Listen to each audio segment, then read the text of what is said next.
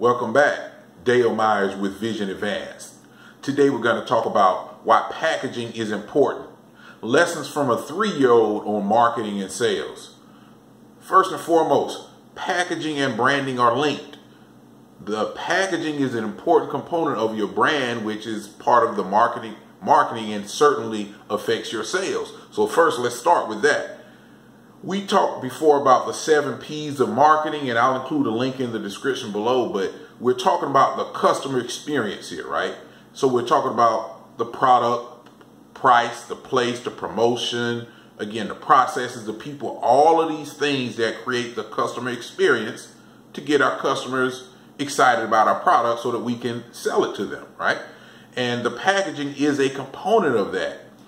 I was reminded of the importance of packaging today. I'm in the middle of, I'm getting close to a product launch or 2 product launches. And like some of you, I can become so focused on the technical side that sometimes I leave the creative side alone.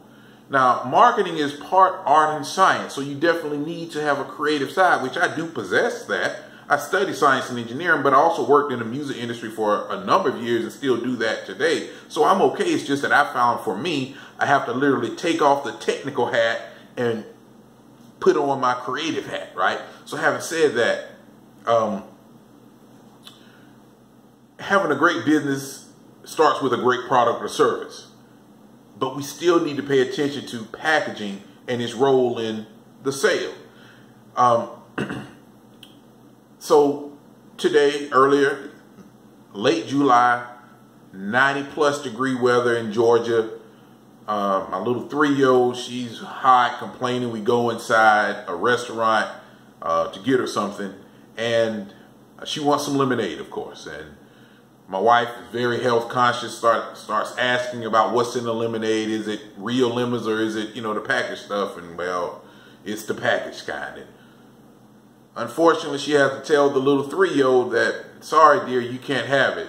And as you might expect, well, it's getting this nap time, and we didn't take our nap. So you guys that are parents, you know what I'm talking about, right? So this goes, the daughter's going kind of like whatever. So my wife says, hey, you can have some cold water. I got some ice cold water. Here, have it. My daughter was not hearing it. Why? So my wife went, got a different cup, came back, put the ice water in this cup, and said, let me bring it up a little closer so you can kind of see, note the straw, said, wow, look, Skya, I have your nice cup, a special cup for you, and look at your flexible bendy straw.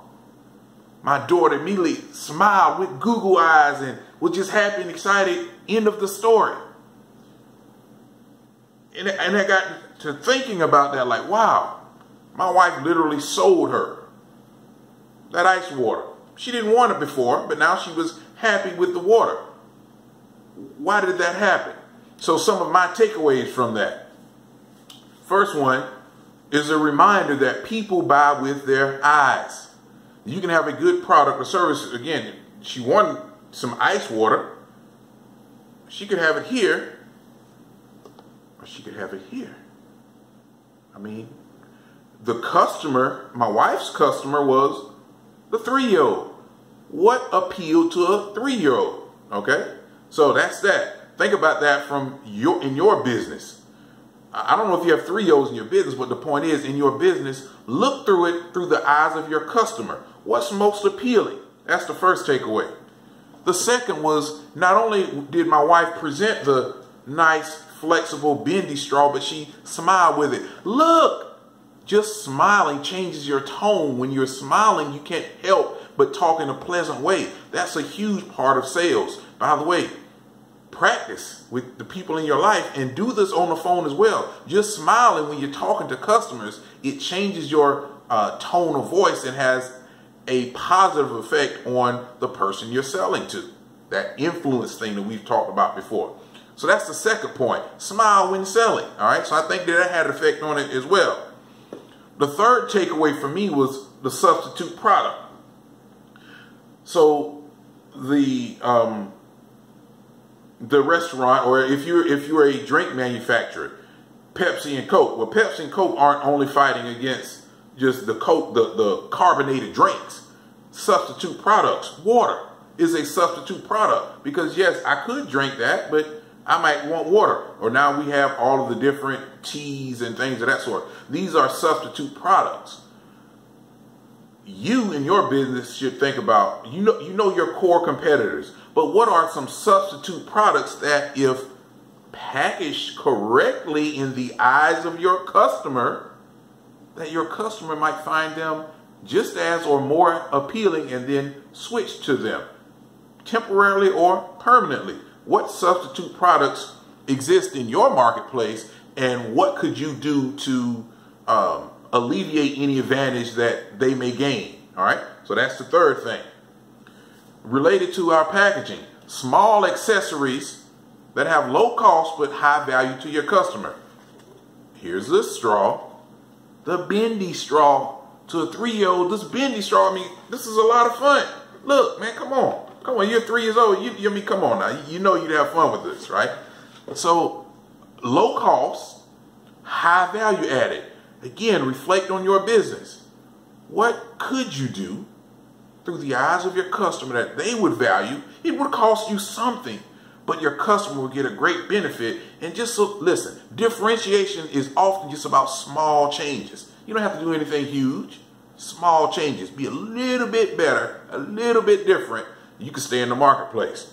All right, number 4. That was number 4, small accessories. Number 5, you are always selling. My wife sold that to my daughter today. There's something going on in your life that you're selling to your family members, to your co-workers if you're still employed, to your employees if you hire folks, or to even to your managers or people up above you. You are selling every day in your life. So those of you that don't like selling, understand you're already doing it. Take these opportunities to practice. Smile and all this. So I just wanted, that was for some of you who don't like selling and think that you can't sell. You're selling every day. You sold something to somebody today. You influenced someone. So just take that to heart. You are good at selling. Let's accept that. That's a great step towards propelling ourselves, because all entrepreneurs must sell. Number 6, packaging equals branding. This packaging is a part of the branding process. It's not everything, but what do I mean by I say that? Everything, this is what I should have said, so I said that wrong. Packaging was not just the cup. The packaging is everything about the presentation of the cup. It was how my wife smiled. It was the way she presented the accessory. It was all of that. So every time you interact with your customer, from your business card to your website, that is packaging. This sets the brand. Packaging and branding go together. They define, or they help sales.